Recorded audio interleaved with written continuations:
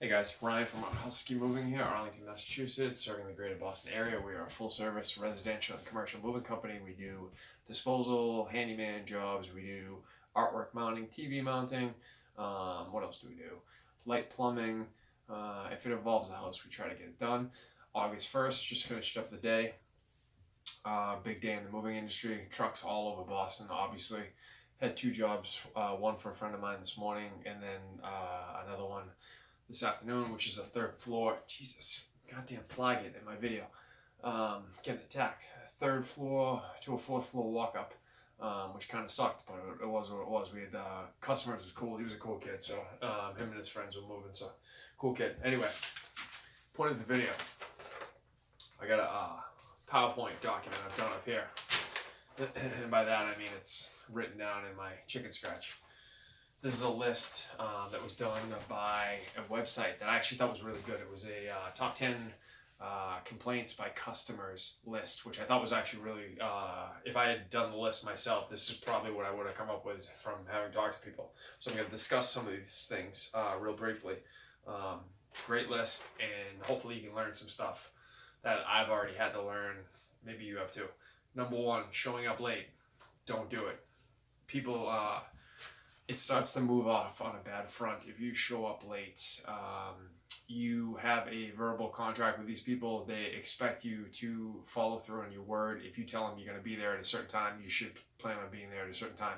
What that means is you have to make decisions that are going to get you to the point where whatever you said you were going to do, you're going to be able to do. And this whole idea of like, oh well, woe is me, like this happened and this happened and this happened and it caused me to be late. Well, no, it didn't. You should know that there are going to be some issues. Every time you book a job, you know that if someone tells you there's 3 things, there's going to be 73 things. And so you should plan accordingly. Now, I know it's not always that simple. I'm aware of that. But if you're a professional, you should try to err on the side of caution and give yourself more time, not less time. To you, it might not seem like a big deal if you show up 5, 10, 15 minutes late, and I get that for sure. I'm also aware that many things can happen in this industry unforeseen. Nobody knows that more than I do. But what you need to understand is these people have never met you before. So to you, it might not seem like a big deal because you know your character, you know you're going to show up, you know you're going to do what you said you were going to do. But to them, they're taking a pass on you and they're putting their trust in you and they don't know you. And so if you started off on a bad front showing up late, it's not good. They're going to be looking out the window hoping you're going to arrive. I've heard horror stories from people before where they'll get a call 15 minutes before the movers are supposed to be there saying, oh, by the way, I'm not coming. Like, dude, what are you doing? Don't do it. Don't be late. Be on time. Just forget about the being on time part of it. Be a man of your word. Whatever you say you're going to do, do it. Figure out what needs to get done for you to be a man of your word. Do it. Underestimating the job is number 2. Part of your job when you book these jobs is you're supposed to ask all the questions. So when a customer blows through the estimate and just like, yeah, I got a 1-bedroom, it's your job as a professional to go, hold on, slowly roll. I know you think you have a 1-bedroom, but I need to know the details. What does that entail? What are we doing here? Is there anything I need to know about it? Are there any hoists? Are there pianos? Or anything awkward that's not going to be able to get from point A to point B? Anything antique, fragile, blah, blah, blah. The reason why that's important is because it sets up success for everything else. So underestimating the job might not seem like a big deal, but if you underestimate the job or you don't ask the questions necessary to get all the proper information, then it's literally impossible for you to do a proper estimate. Now, most people do estimates, and so if you don't have all the information or if you've underestimated the volume of work necessary, there's no way possible that you're going to hit the estimate correctly. It's just not going to happen. The other thing that I've noticed about human beings, and I actually don't do this because I've been doing this long enough to know not to do it, human beings almost universally underestimate the time it's going to take for everything, literally. If someone tells you they think it's going to take an hour, it's going to take 3. And that's the moving business, handyman jobs, carpentry jobs, anything that involves physical labor. People underestimate and think that it's going to get done really quickly when it's usually not going to. So don't underestimate. I would highly advise you, just a word of advice, get really comfortable with telling people what they need to hear, not what they want to hear. That's good advice for any industry, but specifically in the moving business, is people are going to say, hey, I want you to do this, or hey, I think it's going to cost this, or hey, I think it's going to take this amount of time, and your job is to go, no, it's not, you're wrong, and here's why. And sometimes you have to be harsh or a dick about it, and it just is what it is. Like, but you'd rather be a dick in the front end and have them be okay on the back end than have them be okay on the front end and then have them be pissed on the back end, because that's when the money is due. Number 3 is not being in uniform. Common sense. You have to understand from everyone's point of view, whether you like it or not, people make judgments on you based on the way you look. So right now, I haven't shaved in a couple days. I would look better if I had shaved in a couple days. I should probably have my hat on forwards. Try to look like a professional, but you notice this matches this, matches this. It gives a certain authenticity, hopefully, to the professionalism of the business. If you show up in ripped blue jeans or crappy old shorts or some random t-shirt, you look like, I'm not going to say a degenerate, but you don't look like a professional for sure. Invest in a uniform. It'll cost you maybe $30 tops. And if you're balking at that, you have much larger issues that you need to work on. Number 4, not bringing the correct or enough equipment. I run into this all the time. You have to assess the situation, what the job entails, what they've told you it entails, and you have to bring the proper equipment. And you're smart. You're supposed to be smart enough to figure that out, meaning some buildings in Boston have small elevators because they're older, which means I bring the smaller dolly of the 2 that I own because I know that it's less of a footprint and it's more likely to fit in the smaller elevator. If I have 3, 4, 5 people on a job, I'm going to bring more than 2 sets of wheels because I want wheels for everyone. If I'm doing assembly, I need to bring all my tools. If I'm doing mounting, I need to bring 2 different size levels. Actually, I usually bring 4, but whatever. Laser level, all the proper hardware, blah, blah, blah. What else? There's a whole bunch of indicators of things people say to me that will tip me off that I have to bring certain things. If we're walking a long distance, for example, from point A to point B, I'll bring straps with me because what I can do is I'll tie a whole load of stuff up really high in a bin box and then I'll strap it all together. So none of it will fall out, but it allows me to be really efficient going from the truck up to your apartment or vice versa. That was another thing that I would want to think through. How many 4-wheelers we're going to bring, how many 2-wheelers we're going to bring, how many bin boxes we're going to have. And all of this is going to be dependent upon the amount of people we have, the situation, the stairs, are they not stairs, the elevators. Is it a small elevator, like an old school tiny elevator, or is it a newer apartment complex? And if it's a newer apartment complex, then more than likely they're going to have a much larger elevator, which means I can bring my much larger dolly, which means I can bring my much larger bin box and bring a whole bunch more stuff. You'd be surprised how many people will, when I bring certain equipment out to a job, people will comment on the equipment. They're like, oh my God, I can't believe how much faster this made it by you bringing this stuff. Thank you so much. Or where do you get this stuff? I've never seen a bin box before. I didn't know that was a thing. This is amazing. That's your responsibility. If you show up to a job, with 4 people and you bring 1 2-wheeler, okay, cool for the guy using the 1 2-wheeler, but for the other 3 people, they're going to be hand carrying boxes from the truck all the way up to their apartment on the 4th floor. So could you have done better? Of course. Number 5, not using pads. This absolutely drives me insane. We have a stack of, God, I don't even know how many pads. It's got to be at least 120 pads on my truck. Easily. 2 full stacks all the way up to the ceiling. You'd be surprised how many times people would be like, we don't need them, they'll be fine. We don't need them, they'll be fine. And I'm like, why would you do that? Like, why wouldn't you just throw a pad around it real quick? It's going to be bouncing around the truck. It's going to be bouncing around other things. It's hitting metal on the side of the truck where we have E-strap things. Like, why would you take a chance? Why not just throw a pad around it real quick? So not having enough pads is your responsibility. That's your responsibility. If you're a moving company, you have to have enough for the job size. And this whole idea of like, I didn't know, so I didn't bring enough pads. You should have way, way, way more pads than you're going to need on the truck for any job.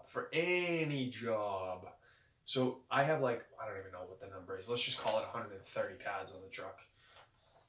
The vast majority of jobs I'm not going to use anywhere close to that. That's not the point. The point is there are a lot of jobs where I go out and I'll use almost the entire double stack of pads. That's why they're on there, because I can't show up to a job that requires 120 pads if I only have 100. Okay, 20 things that need to be padded aren't getting padded. That's on me.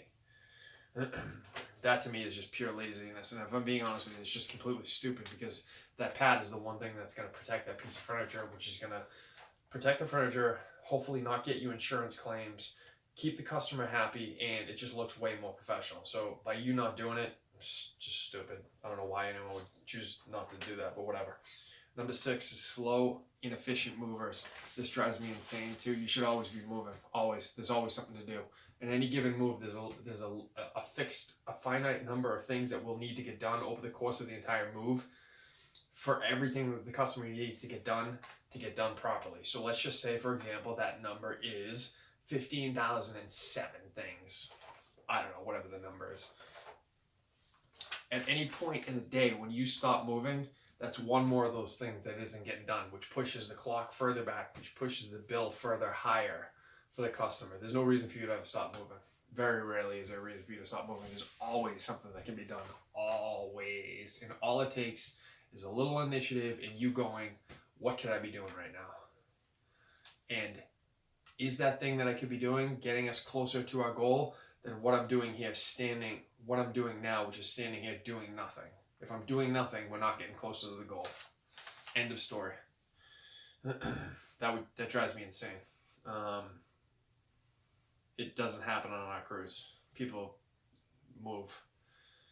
Number 7, damage and loss stuff. Inexcusable. I don't know how you would lose anything, first of all. That's kind of hard to believe. That never happens to us. We don't lose anything. Very, very rarely will we damage something, but it's actually really rare, knock on wood. We really protect stuff very well. I'm really proud of that.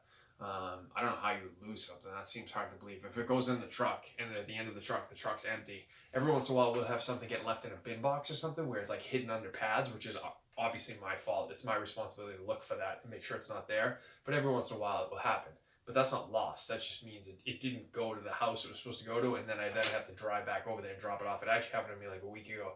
I inadvertently left a very small table inside a bin box with pads on top of it, and I didn't see it, and I didn't look because I was being lazy, which meant I had to drive across town again later on and drop it off. But it didn't get lost.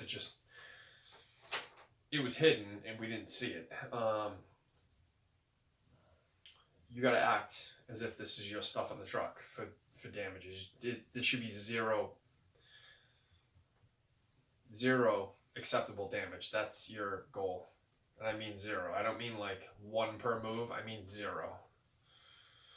And if you think I'm crazy, I'm not crazy. It's possible. You just need to slow down and take your time and wrap everything properly and then pack the truck properly. I do it literally every job. It's possible. You just need to slow down and do things properly. Damage to the customer's house. Inexcusable. Every once in a while it will happen inadvertently, like if we take a couch up a stairwell, we'll nick the wall or something like that. It's very rare because we take our time, and again, we wrap up pretty much everything with furniture blankets, but it's going to happen. It's unavoidable. It will happen at some point, but the point of the story is not, in this industry, mistakes are going to happen, for sure. You can't just allow it to happen though, meaning, and I actually had this conversation with a guy yesterday, literally one of the guys I was working with. I said, listen, just so you know, I don't even feel like I need to say this because he's a good kid. And I really didn't think I needed to say it per se, but it was his first day. And I said, listen, just so you know, this building is no different than the property that we're carrying right now. There is a 0 damage policy in place here. We don't damage anything. We don't damage the doors, the walls, nothing. The fire alarms above us, nothing. No damage is acceptable damage. There's nothing, because this building person, the person who owns the building, cares as deeply about this building as the people whose item we are carrying care about that item. Who, with my moving truck, how deeply I care about that, because I'm the one who paid for it. So if you think about it from that point of view, you understand why a little hole in a wall is a big deal. They don't want it. It's their property. It's unacceptable. Now, a lot of times people will ask us to do things that shouldn't be done, meaning they'll ask us to move pieces of furniture that were not designed to fit in certain spaces into that space, and we just have to try to figure it out. In those circumstances, sometimes we are literally forced, and I mean forced, to push things through drywall where it's not supposed to be going, and I'll stop and I'll say to the person, listen, there's no way for us to do this without damaging this right now. Do you want me to continue? Yes or no, but we are not liable for this if you ask me to continue. Your choice. What do you want me to do? What else? Number 9, not understanding insurance. Now, to be fair, this is very complex. Insurance in the moving business is brutally complex. I've been in the moving business for roughly 25 years. I still don't understand the vast majority of how things work. And a lot of times, if I'm being completely honest with you, it oftentimes seems like the insurance company doesn't understand either. And I'm being dead serious. It's crazy how complicated it is. There's all these different types of insurance. There's different rules and regulations based on certain things and what people sign up for and what they don't sign up. I'm not going to bore you with the details. It's just very, very, very complex. Way more so than I can even begin to describe. Having said that, you need to have a policy in place, and you need to be able to explain your policy and what's going to happen if something gets damaged, and what it should all be on your bill of lading. But there's a bill of lading that when you get it signed, it's this long, but it's in print that's like tiny, tiny, tiny all the way down. People are not going to read through the whole thing. You're going to tell them to read through the whole thing. They're not going to read through the whole thing. And so you need to explain to them in layman's terms, hey, if something actually happens today, here's how I'm going to handle it, and here's what we're going to do. And then you actually need to do it. I mean,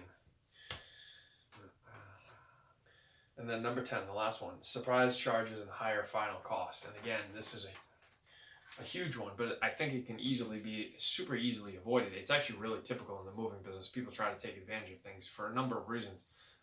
There's a lot of scumbags in the moving business for sure, because the money can be good, and also to a certain extent you're kind of I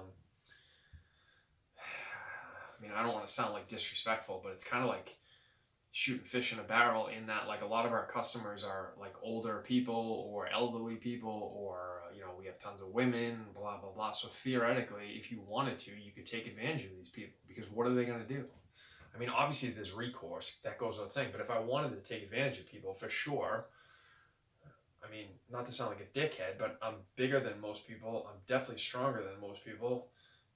Like, what are you going to do? If I decide I'm going to do something, I'm going to do it, whether you like it or not. You can try to stop me, but more than likely you're not going to be able to. So your only recourse at that point is you're going to A, call the cops, or B, call, I don't know, your attorney general, whatever the hell it is. So that's why people in the moving business can take advantage of people. It sucks. It's a shitty thing, and people can be really, really vulnerable. A lot of moving companies, I've seen stories of people just being like, yeah, we're not going to load your stuff. You have to give us an additional $750 until we unload it, and then we'll unload your stuff. And like, realistically, what are you going to do? It's 3 o'clock in the afternoon. The guy's got all of your belongings, your family belongings, including like your baby's crib, on his truck, and now he's telling you got to pay an additional $750 to get all the stuff into the rooms where it's supposed to be going, so your baby can sleep tonight. Like, what are you going to do as a man? Of course, you're most likely going to pay that money. I went on a little bit of a tangent there. I'm getting way off track here. The surprise charge is higher final cost. The way this should work is actually really simple. It's like any business on the planet. When you go to get a brownie at a bakery, they tell you the brownie's going to cost $1.29, and then you add on tax, and you know what you're going to be paying for the brownie. It should really be that simple with a moving company, and if it's not, then you're basically fucking up. So for me personally, we charge hourly. It's pretty easy to explain. We charge hourly, either for 1 guy, 2 guys, 3 guys, whatever it would be. That's a set charge. It's on my website. It's filed with the state of Massachusetts as it has to be. We charge a truck charge, which is a set fee if it's local to the area. Also on file everywhere and on my website posted. If we're going a significant distance, we'll charge for gas, but that's all in writing with the customer way ahead of time. And then we also pass on the cost of tolls, which again, all in writing on my website. We have travel charges. We start the clock when we leave my house, and we end the clock when we get back to my house. Again, all in writing on the website. It's also verbalized through text messages before we set up the job, so they have everything in writing. And then, is that it? The only other things would be if they decide to buy optional stuff for the move. So like TV boxes, mattress covers. We have like 30 things we sell. But again, that would all be written down ahead of time. I send them a message the night before the move. I say, if you have any last minute items you need, here's a link to our online store. If you want me to bring anything tomorrow, let me know. And here's the cost, so you know what it's going to be. So again, every charge that's going to happen on that move, they have in writing ahead of time, usually via text message, because everything's text message nowadays, all in writing via text message. The first thing I do when I get off the phone with someone, when they're like a serious customer, literally, as I'm ending the call, I say, hey, when I get off the call, the first thing I'm going to do is everything we discussed pricing wise, I'm going to send to you in a text message so you have it all written down, because I'm sure you're probably calling other companies and you're not going to be able to remember all this stuff. So I'll just send it real quick and it's all written down, and that will be your quote unquote contract with us. And that's the first thing I do, because it needs to be written down. So if anything were ever a discrepancy going forward, either on their part or my part, we each have recourse. They have their written thing, I have my written thing. They have my thing saying this is what we're going to charge you, and I have their thing saying yes, we want to use your services, and yes, we're going to pay that. So we both should theoretically be protected. And there should never be any final charges that you haven't already discussed. There's absolutely no reason why that should ever happen. I can't even think of anything where that would be normalized, because even the smallest items you should have discussed ahead of time, just to protect yourself. And again, that would entail gas, tolls, travel charges, truck charges. I did think of something where that might happen. So sometimes we'll go to jobs and there'll be hoists that we weren't told ahead of time. Customers, I'm going to use the term lie. I hate to say that, but it happens. Customers were like, no, it got up the stairs. And then when we get there, it's like a 9-foot long couch and the stairs is like 6 feet long or something. It's ridiculous. And I'll be like, did this really come up the stairs? And they'll be like, yeah. And then I'll be like, well, were you here when they did it? And they'll be like, well, no, I wasn't. And then I'll push a little bit further, and they're like, all right, well, maybe it got hoisted. They're lying because they don't want to pay the whatever. The point of the story is sometimes that happens to us, and then we have certain charges for certain things, like hoisting. We're supposed to be charging additional for to protect our liability, and the additional liability we're taking on potential damage to the house. So we have hoist charges, $80 a hoist. So that would be one instance where what we discussed up front would be different. But that to me is a little different, because that's something we weren't told ahead of time. And also I could then easily point to my website and say, listen, it's literally filed with the state, and it's on my website too.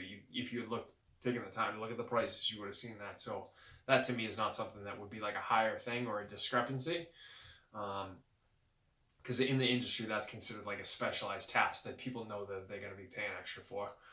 So that would maybe be one instance where that would be appropriate. But other than that, there shouldn't be any additional charges. And if there are, you have to go back and rethink the entire process from start to finish, and how you set this job up. Meaning, if you booked it for 3 hours and it wound up taking 6, where along the lines did you make a mistake? And I'm going to put the onus on you, not on the customer, because usually you're the professional. The customer is the one who doesn't do this, and the customer is the one who doesn't give a fuck and just wants to blow through it. They want to do what's easiest for them in any given moment. You're the professional who can't do what's easiest for you. That's why you're making a lot of money.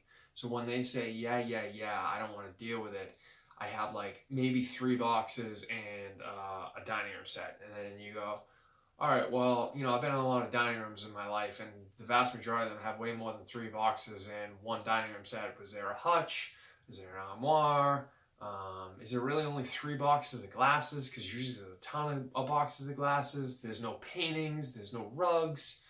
And then they go, oh, well, yeah, I have all that stuff too. And you go, okay, all right, cool. So again, that would be something where I would say, like, you probably, if the bill is significantly higher than what they thought it was going to be, that was an error on your part, because you didn't do the work when you should have done the work, and you didn't ask the proper questions that needed to be asked. So that might be a little bit of again, you got to go back and rethink what you're doing. All right, guys. So thank you for listening. Some good tips here, I think. This is the main way that if you can avoid these things, customers are going to be happy. So I hope you took some value from this. If you did, please hit the subscribe button. Please like the video. I would appreciate it. And if you need to get a hold of me for any reason, contact information is in the back end of the video, email and website. Check us out at huskymoving.com. Thank you for listening.